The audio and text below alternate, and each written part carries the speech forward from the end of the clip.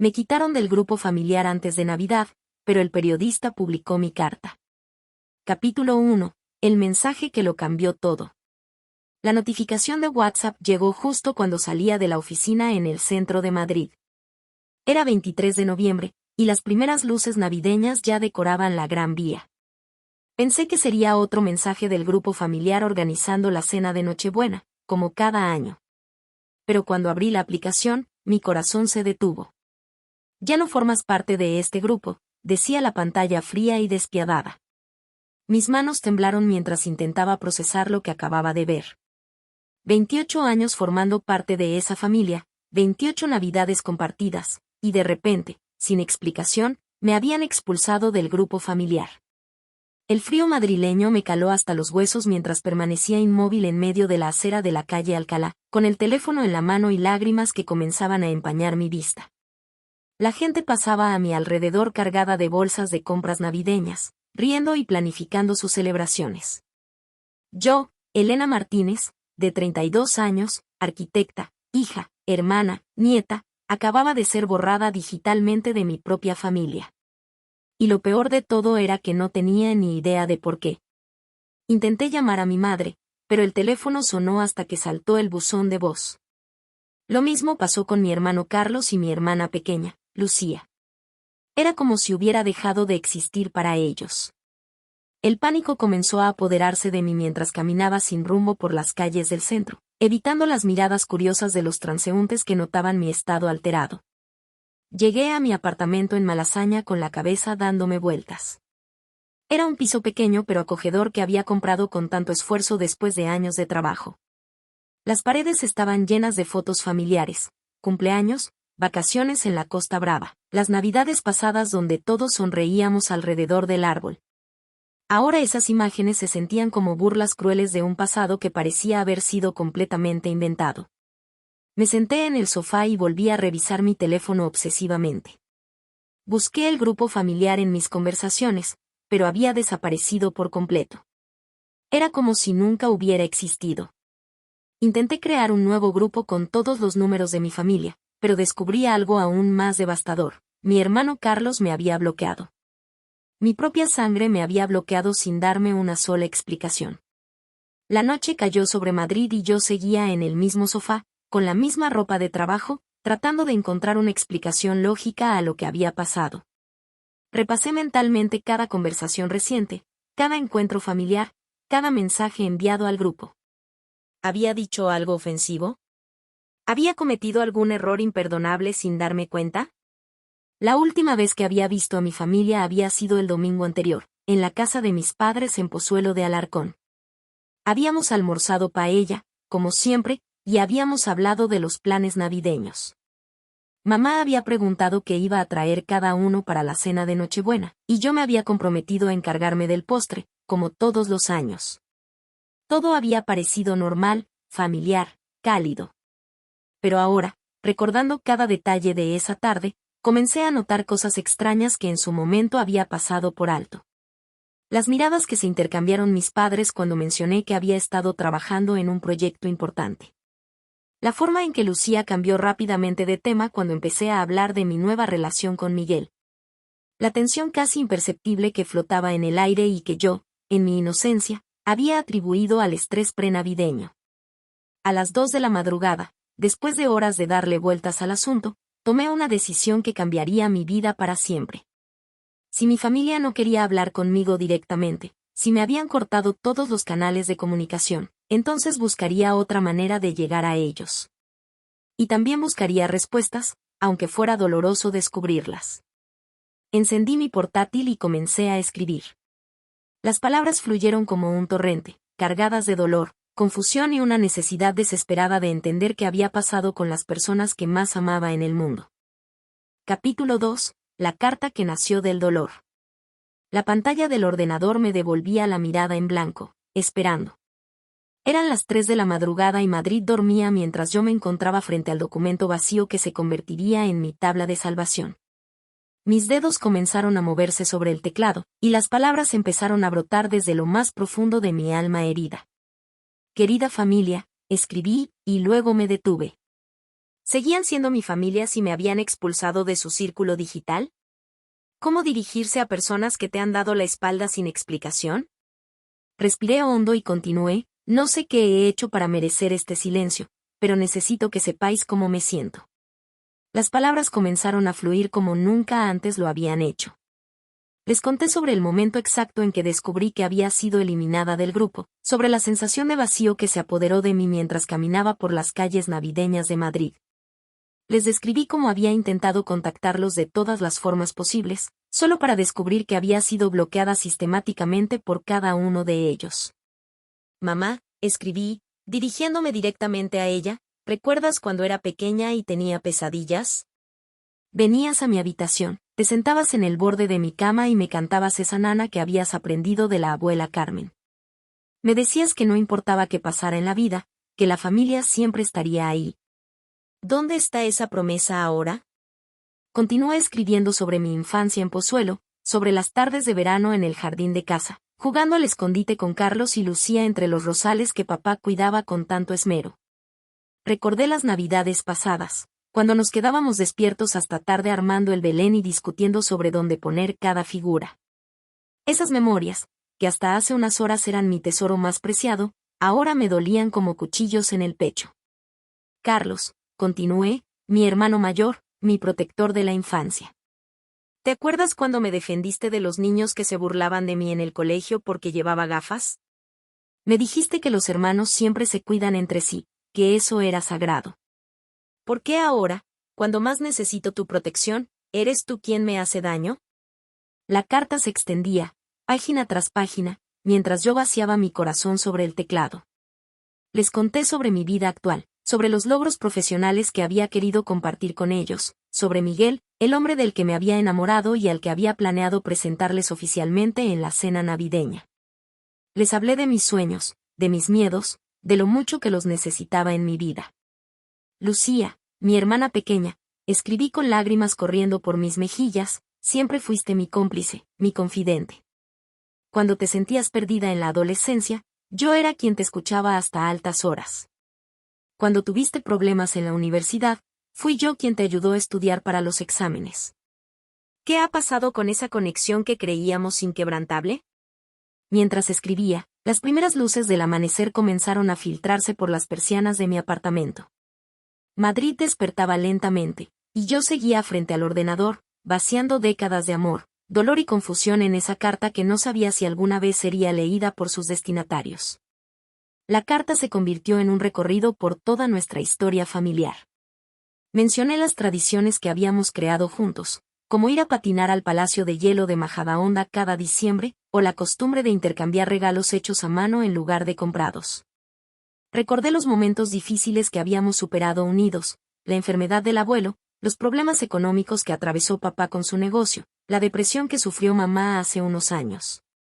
No entiendo, escribí en un párrafo que resumía toda mi desesperación, como una familia que ha superado tantas adversidades juntas puede romperse de esta manera tan silenciosa y cruel.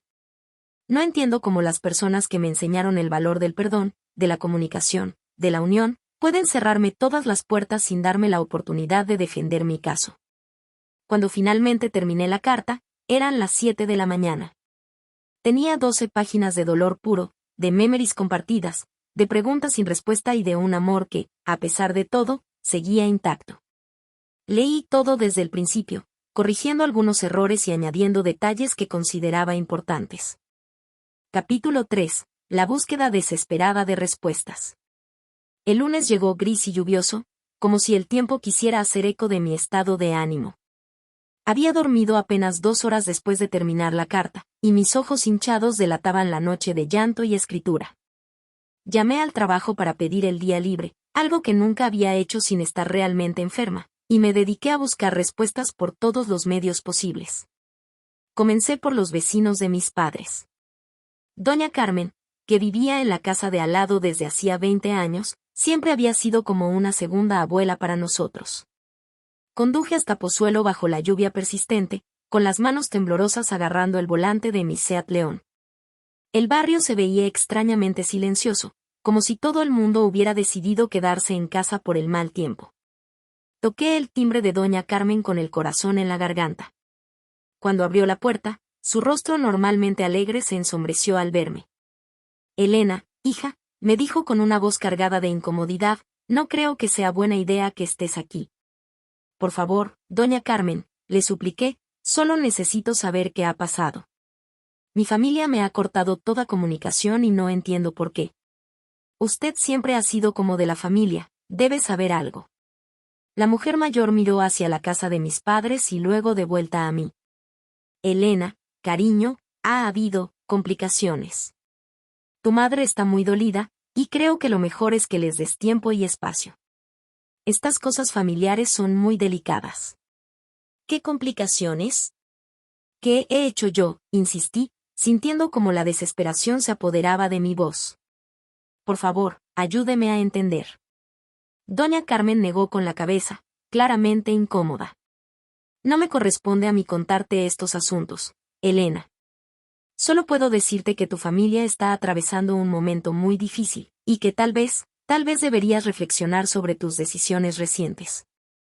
Esas palabras me dejaron aún más confundida. ¿Qué decisiones? ¿Mi trabajo? ¿Mi relación con Miguel? ¿Mi independencia? Regresé a mi coche bajo la lluvia, empapada no solo por el agua sino también por la frustración de seguir sin respuestas claras. Decidí probar con mi prima Marta, la hija de la hermana de mi madre. Siempre habíamos tenido una relación cercana, y ella mantenía contacto regular con toda la familia extendida. La llamé desde el coche, con las manos temblando mientras marcaba su número. Elena, dijo al contestar, y su tono ya me indicó que ella también sabía algo. ¿Cómo estás? He estado pensando en ti. Marta, por favor, necesito que seas honesta conmigo. ¿Sabes por qué mi familia me ha cortado completamente? Me sacaron del grupo familiar y nadie me contesta las llamadas. Hubo un silencio largo al otro lado de la línea. Elena, escucha, hay rumores, cosas que se han dicho. No sé si son ciertas, pero tu familia está muy alterada por algo que, aparentemente, has hecho o has dicho. ¿Qué rumores? Por favor, Marta. Somos familia, ayúdame a entender qué está pasando. Dicen que has estado hablando mal de la familia con gente de fuera. Que has compartido secretos familiares, cosas privadas que no deberían salir del círculo familiar. Tu madre está devastada, Elena. Siente que has traicionado la confianza familiar. La revelación me golpeó como un rayo. ¿Qué?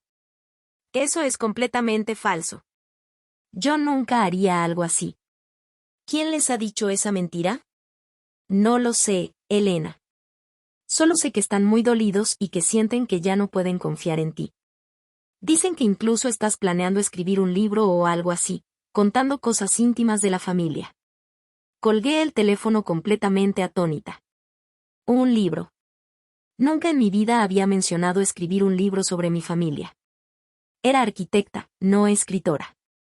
¿De dónde habían sacado esa idea tan absurda y devastadora? Conduje de vuelta a Madrid en un estado de shock total. Alguien había estado sembrando mentiras sobre mí, construyendo una narrativa falsa que había convencido a mi familia de que yo era una traidora. ¿Pero quién? ¿Y por qué? Esa noche, después de darle vueltas al asunto durante horas, recordé algo. 3 semanas atrás, había tenido una cena con Miguel en un restaurante del barrio de las Letras. En la mesa de al lado estaba sentada una mujer que no paraba de mirar hacia nosotros.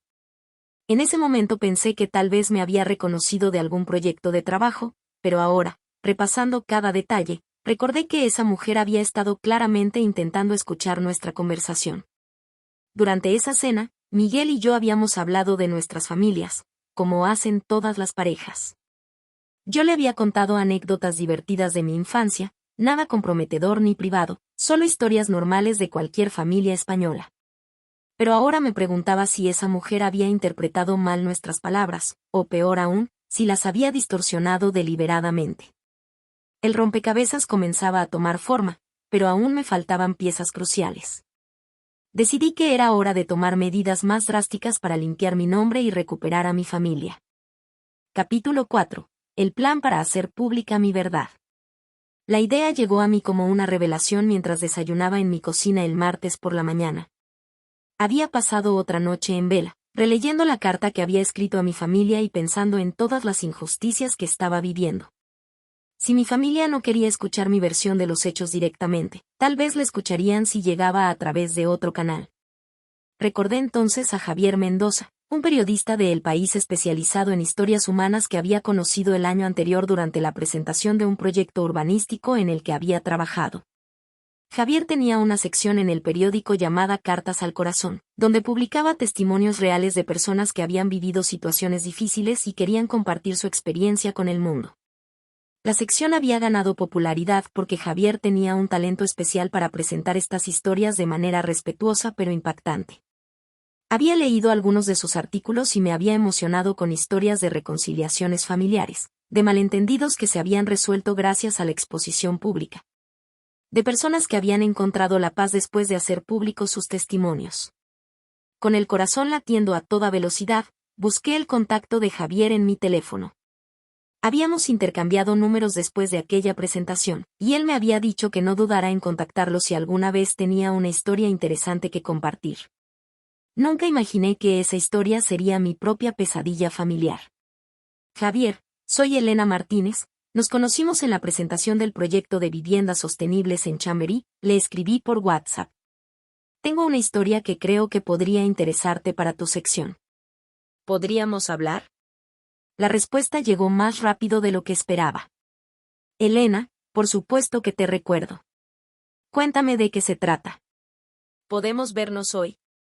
Quedamos en un café cerca de la redacción del periódico, en el centro de Madrid. Llegué 15 minutos antes, nerviosa como nunca había estado en mi vida. Había impreso la carta que había escrito a mi familia, junto con capturas de pantalla que demostraban que había sido expulsada del grupo familiar y bloqueada por todos sus miembros.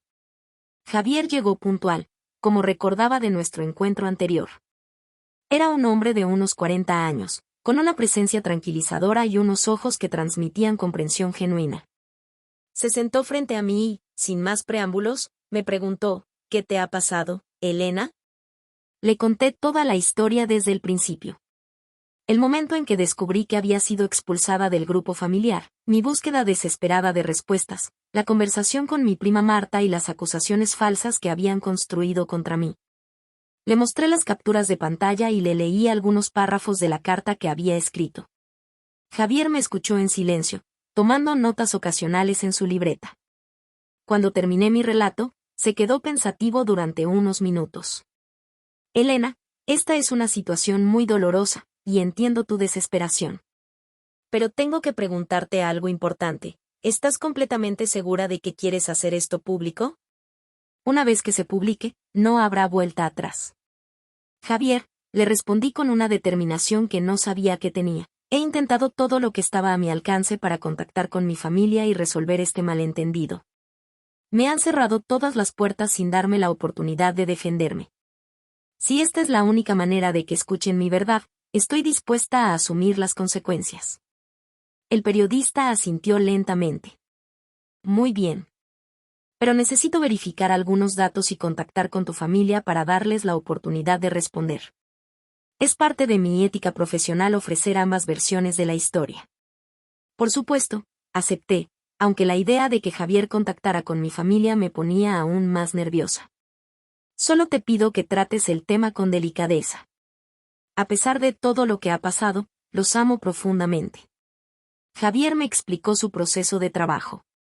Revisaría toda la información que le había proporcionado, intentaría contactar con mi familia para conocer su versión de los hechos, y luego decidiría si la historia era adecuada para su sección. No te prometo nada, me dijo, pero algo me dice que aquí hay una historia humana muy poderosa. Salí del café con una mezcla de esperanza y terror. Había puesto mi vida privada en manos de un periodista, había cruzado una línea que jamás pensé que cruzaría. Pero también sentía, por primera vez en días, que tal vez había una luz al final del túnel. Esa noche, mientras cenaba sola en mi apartamento, recibí un mensaje de Javier. Elena, he estado revisando tu caso y creo que efectivamente hay una historia importante aquí. Mañana intentaré contactar con tu familia. Te mantendré informada. Me fui a la cama esa noche sabiendo que había iniciado un proceso que podría cambiar mi vida para siempre, para bien o para mal. Capítulo 5. El periodista investiga y descubre la verdad. El miércoles transcurrió con una lentidad agónica. Cada vez que sonaba mi teléfono, mi corazón se aceleraba pensando que podría ser Javier con noticias sobre su investigación, o tal vez, en el mejor de los escenarios, alguien de mi familia que hubiera decidido romper el silencio. Pero las horas pasaban sin novedades significativas, y yo me debatía entre la esperanza y la desesperación. Por la tarde, finalmente recibí la llamada que había estado esperando. Elena, soy Javier. ¿Puedes hablar ahora? Tengo información importante que compartir contigo. Sí, por supuesto, respondí, buscando un lugar tranquilo en mi oficina donde pudiera hablar sin ser escuchada por mis compañeros. He logrado contactar con tu hermano Carlos, comenzó Javier, y mi corazón se detuvo por un momento. Al principio se mostró muy reacio a hablar, pero cuando le expliqué que estaba investigando tu caso para un artículo, accedió a darme su versión de los hechos. ¿Y qué te dijo?, pregunté, con la voz temblorosa. Según Carlos, hace aproximadamente un mes, tu familia recibió una llamada anónima de una mujer que afirmaba conocerte bien.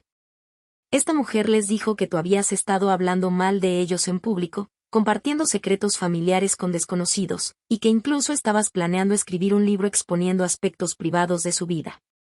La información confirmaba lo que ya me había dicho mi prima Marta, pero escucharlo directamente de labios de mi hermano, aunque fuera a través de Javier, me dolió profundamente. Pero hay más, continuó el periodista. La mujer les proporcionó detalles muy específicos sobre conversaciones que supuestamente habías tenido. Mencionó nombres, lugares, fechas. Todo sonaba muy creíble y convincente. ¿Qué tipo de detalles?, pregunté, aunque no estaba segura de querer conocer la respuesta. Por ejemplo, les dijo que habías comentado en público sobre los problemas económicos que tuvo tu padre hace unos años, sobre la depresión de tu madre. Incluso sobre algunos conflictos familiares menores que habían tenido lugar años atrás. Información que solo alguien muy cercano a la familia podría conocer. Mi mente se aceleró tratando de procesar esta información. Era cierto que yo conocía todos esos detalles, como cualquier hija conoce la historia de su familia. Pero nunca, jamás, los había compartido con extraños de manera indiscreta o malintencionada. Javier, todo eso es falso. Yo nunca he hablado mal de mi familia con nadie. Y desde luego no estoy escribiendo ningún libro. Te creo, Elena. Y creo que tu hermano también empieza a tener dudas. Cuando le expliqué tu versión de los hechos y le mostré algunos párrafos de la carta que escribiste, su actitud cambió notablemente. Se le veía confundido, como si estuviera empezando a darse cuenta de que tal vez habían sido víctimas de una manipulación. ¿Le dijiste que quería hablar con él? Sí, pero aún no está preparado para eso. Me pidió tiempo para hablar con el resto de la familia y reconsiderar la situación. Pero Elena, hay algo más que debes saber.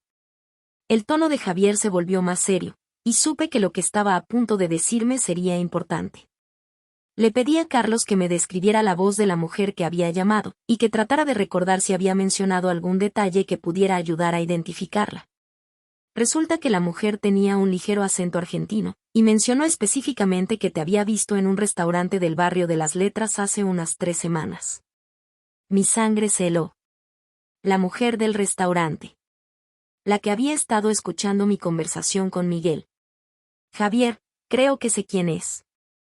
Hace 3 semanas, Miguel y yo cenamos en un restaurante de Las Letras, y había una mujer en la mesa de al lado que no paraba de intentar escuchar nuestra conversación. Me pareció extraño en ese momento, pero no le di mayor importancia. Describe a esa mujer, Elena. Era rubia, de unos 35 años, vestida muy elegante. Tenía acento argentino, ahora que lo mencionas. Parecía estar cenando sola, pero claramente estaba más interesada en nuestra conversación que en su propia cena. Javier guardó silencio por unos segundos. Elena, creo que necesitamos averiguar quién es esa mujer y por qué ha querido destruir tu relación con tu familia. ¿Tienes alguna idea de por qué alguien querría hacerte daño de esta manera? Esa pregunta me perseguiría durante toda la noche. ¿Quién podría odiarme tanto como para montar una conspiración tan elaborada contra mí? ¿Y por qué? Capítulo 6. La verdad sale a la luz. El jueves por la mañana, Javier me llamó con una noticia que jamás habría imaginado. Elena, creo que hemos resuelto el misterio de tu enemiga misteriosa. He estado investigando y creo saber quién es la mujer que ha estado saboteando tu relación familiar. ¿En serio? ¿Quién es? Se llama Valentina Sánchez, es argentina, tiene 36 años, y trabajó hasta hace poco en el mismo estudio de arquitectura donde trabajas tú. ¿Te suena ese nombre? El mundo se detuvo a mi alrededor. Valentina Sánchez. Por supuesto que la conocía. Había trabajado en nuestro estudio durante 8 meses, hasta que fue despedida el mes pasado por problemas de rendimiento y actitud. Pero nunca sospeché que pudiera guardarme rencor de manera tan profunda y destructiva. Javier, sí la conozco. Trabajábamos juntas hasta que la despidieron. Pero no entiendo por qué haría algo así. Yo siempre fui cordial con ella, incluso la ayudé en algunos proyectos cuando tenía dificultades. Ahí está precisamente el problema, Elena. He hablado con algunos de tus excompañeros de trabajo, y me han contado que Valentina estaba obsesionada contigo. Te veía como una amenaza profesional, y según varios testimonios, había desarrollado una envidia patológica hacia tu éxito y tu aparente felicidad personal. La información me dejó sin aliento. ¿Obsesionada conmigo? Al parecer, Valentina había estado siguiendo tu vida de manera muy cercana. Conocía tus rutinas, sabía dónde solías cenar, incluso había averiguado información sobre tu familia a través de tus redes sociales y conversaciones casuales en la oficina. Cuando fue despedida, decidió vengarse destruyendo lo que más valorabas, tu relación familiar. Todo comenzaba a tener sentido de manera aterradora. Recordé todas las veces que Valentina había mostrado un interés excesivo por mi vida personal, las preguntas aparentemente inocentes sobre mi familia, su insistencia en conocer detalles sobre mis planes de fin de semana. Lo que yo había interpretado como curiosidad amistosa había sido, en realidad, una investigación meticulosa para encontrar mi punto débil. ¿Cómo averiguaste todo esto?, pregunté. Una de tus excompañeras, María Fernández, me contactó después de que yo hiciera algunas llamadas al estudio. Al parecer, ella había sospechado de Valentina desde hace tiempo, pero nunca había tenido pruebas concretas. Cuando le conté tu historia, decidió hablar. Javier me explicó que María había presenciado varios comportamientos extraños de Valentina. La había visto fotografiando mi escritorio cuando yo no estaba. Había escuchado conversaciones telefónicas donde Valentina hablaba sobre mí de manera obsesiva. E incluso la había visto seguirme hasta el metro en varias ocasiones.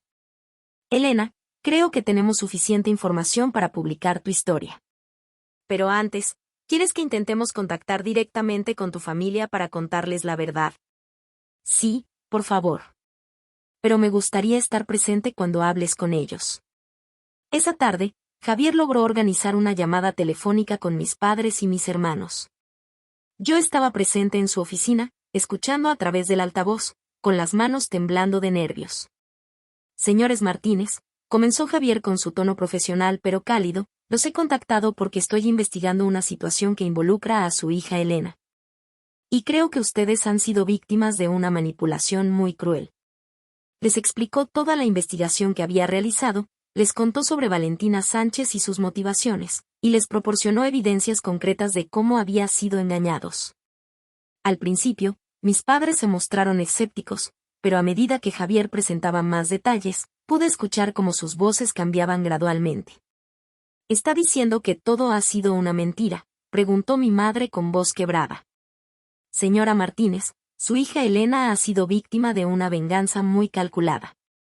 La mujer que los contactó construyó una historia falsa usando información real que había recopilado durante meses de trabajo con Elena. Todo lo que les dijo era técnicamente cierto en cuanto a los hechos familiares, pero completamente falso en cuanto a que Elena los hubiera compartido de manera inapropiada. Hubo un silencio largo, y luego escuché la voz de mi padre. ¿Elena está ahí? ¿Puede escucharnos? Sí, papá, logré decir con la voz entrecortada por la emoción. Estoy aquí. Hija mía, dijo mi padre, y pude notar que también estaba llorando. Perdónanos. Hemos sido unos tontos. La conversación que siguió fue la más emotiva de mi vida. Mis padres y hermanos se disculparon profusamente, explicándome cómo la información que había proporcionado Valentina había sido tan detallada y convincente que no habían tenido razones para dudar. Carlos me confesó que había tenido dudas desde el principio, pero que la presión familiar y el miedo a que fuera cierto lo habían paralizado.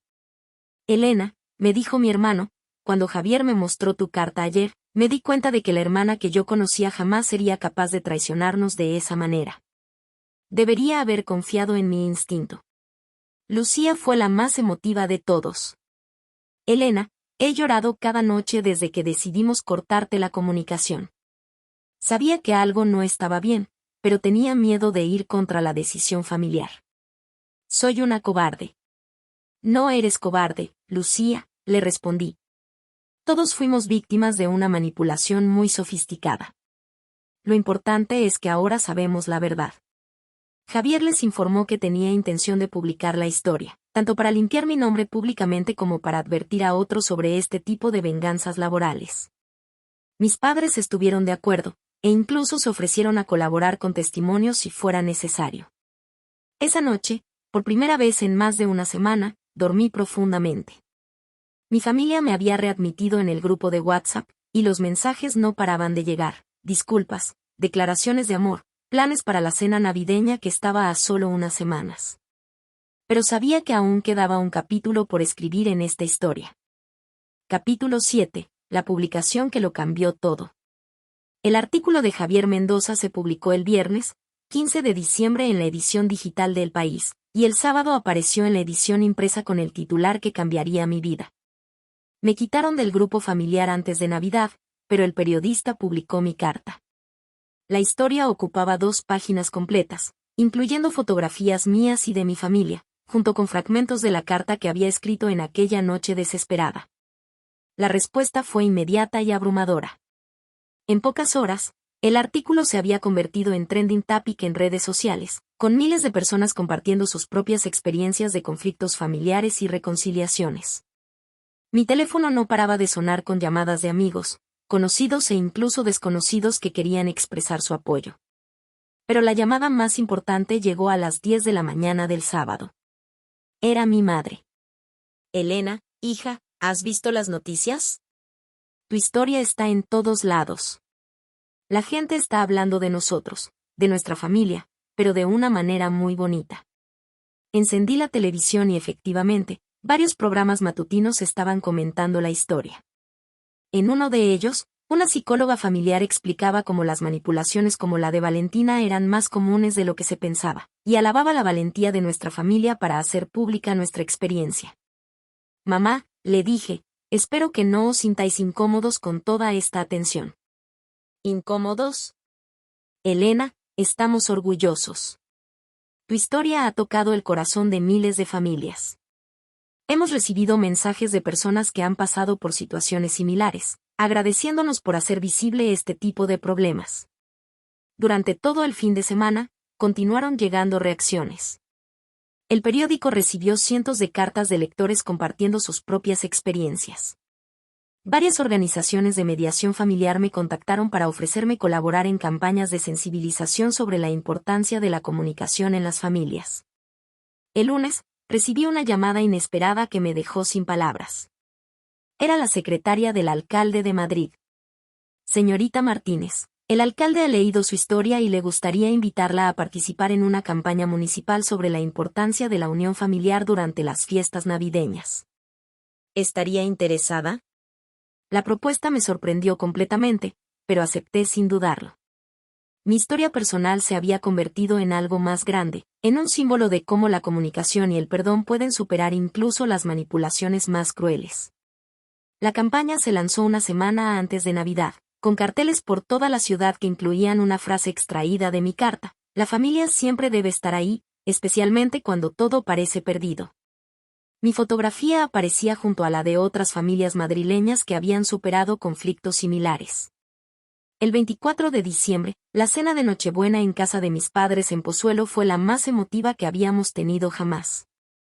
Estábamos todos reunidos alrededor de la mesa, mis padres, Carlos con su esposa e hijos, Lucía con su novio, y yo con Miguel, quien finalmente pudo conocer a mi familia en las circunstancias que siempre había soñado. Durante la cena, papá propuso un brindis especial. Por Elena, dijo levantando su copa de vino, que nos enseñó que el amor familiar puede superar cualquier obstáculo, y que a veces es necesario hacer ruido para que te escuchen. Todos rieron y brindamos, pero yo sabía que detrás de esa risa había lágrimas de alivio y gratitud. 2 días después, recibí una notificación que cerraría definitivamente este capítulo de mi vida. Valentina Sánchez había sido arrestada por acoso y difamación, después de que mi historia inspirara a otras víctimas de sus manipulaciones a presentar denuncias. Al parecer, yo no había sido su única víctima. Había usado tácticas similares contra al menos 3 personas más a lo largo de su carrera profesional. Al final de diciembre, exactamente un mes después de aquella tarde terrible en la que fui expulsada del grupo familiar, estaba sentada en mi apartamento de Malasaña escribiendo una segunda carta. Esta vez no era una carta de dolor y desesperación, sino de agradecimiento. Querido Javier, escribí, nunca podré agradecerte suficientemente lo que hiciste por mí y por mi familia. No solo recuperaste mi nombre y mi dignidad, sino que ayudaste a que miles de familias reflexionaran sobre la importancia de la comunicación y la confianza mutua. Mi historia había demostrado que a veces, cuando todas las puertas se cierran, hacer pública tu verdad puede ser la clave que abra no solo esas puertas, sino muchas otras que ni siquiera sabías que existían. Y que el periodismo, cuando se ejerce con ética y compromiso humano, puede ser una herramienta poderosa para la justicia y la reconciliación. La Navidad de 2024 pasaría a la historia como la más especial de mi vida, no por los regalos o la comida, sino por la lección que aprendimos todos. Que la familia verdadera se reconoce no en los momentos fáciles, sino en su capacidad de rectificar, perdonar y volver a unirse cuando la verdad finalmente sale a la luz.